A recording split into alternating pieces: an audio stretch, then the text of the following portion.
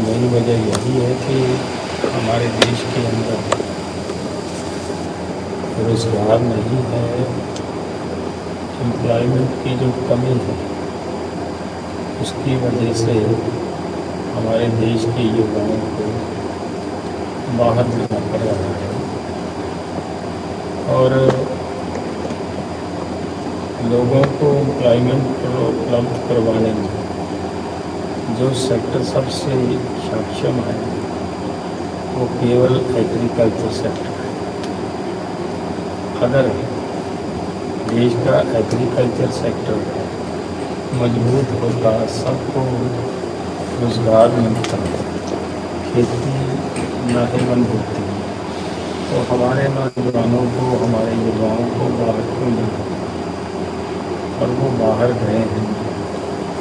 आज पता चल रहा है कि जिनको डिपोर्ट कर दिया उनको तो कर दिया, 200 से अधिक नौजवानों को फिर से डिपोर्ट करने के लिए अमेरिका तैयार बैठा है। ये बड़ी दुख की बात है।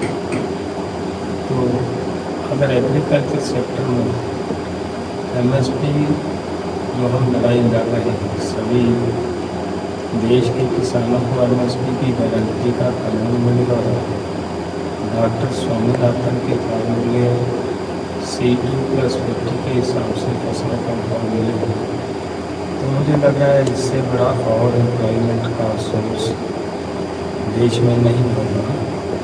और इसमें सब पूरे देशवासी, हमारे युवा हमारे देश के अंदर काम कर रहे हैं।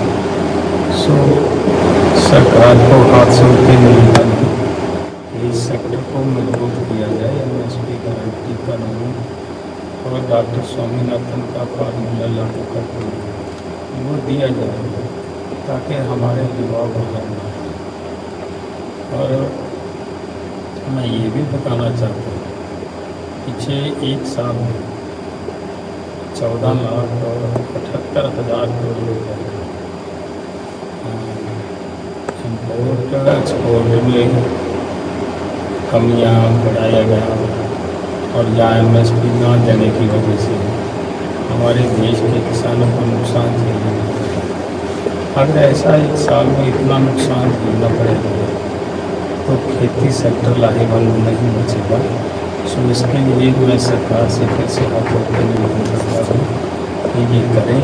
और मैं देश के किसानों और मजदूरों और सभी उन लोगों को भी हाथ जोड़कर निवेदन करता हूँ, ये जो लड़ाई लड़ी जा रही है तो एक तरीके से हमारे नौजवानों को हमारे देश के अंदर ही रोजगार देने की भी एक लड़ाई है।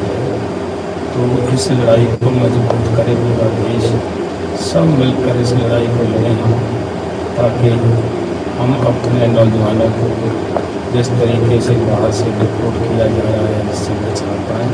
और मैं सरकार को फिर से हाथ जोड़ के इसलिए भी निवेदन करता हूँ कि उन सभी नौजवानों का हाथ पकड़े। सरकार जिनको डिपोर्ट किया जा रहा है, इस तरीके से ना तो केंद्र सरकार ने कुछ किया नजर आ रहा है, ना ही पंजाब और हरियाणा सरकार की तरफ से इन नौजवानों के लिए कुछ किया गया है। तो ये तो बहुत बुरी बात है, सरकार को इनका हाथ पकड़ना चाहिए। और मैं फिर से किसानों को निवेदन करता हूँ इस आंदोलन को और मजबूत करें, ताकि हम अपने देश के नौजवानों को अपने ही देश के अंदर। ਅੱਗੇ ਵਧਾਂਗੇ ਗੱਲ ਅੰਮ੍ਰਿਤਸਰ ਦੀ ਕਰਾਂਗੇ। ਅੰਮ੍ਰਿਤਸਰ ਦੇ ਵਿੱਚ ਦੋ ਧਿਰਾਂ ਵਿਚਾਲੇ